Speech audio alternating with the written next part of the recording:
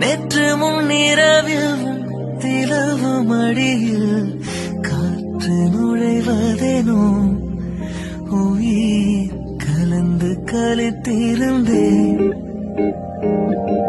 இன்று விண்ணிலவில் அந்த ஈர நினைவில் கண்டு தவிப்பதேனோ மனம் கலங்கி புலம்புகிறேன்.